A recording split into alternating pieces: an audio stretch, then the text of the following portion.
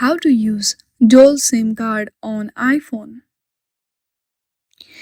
You can use dual SIM by using a physical SIM and eSIM.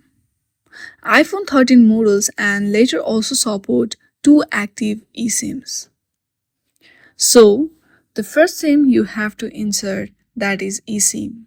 For that, you have to contact to the telecom company to do eSIM. The next one, physical SIM, you can insert it by your own.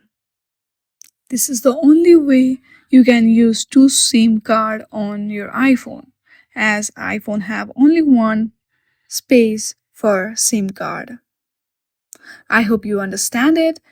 In this way you can use two SIM on your iPhone.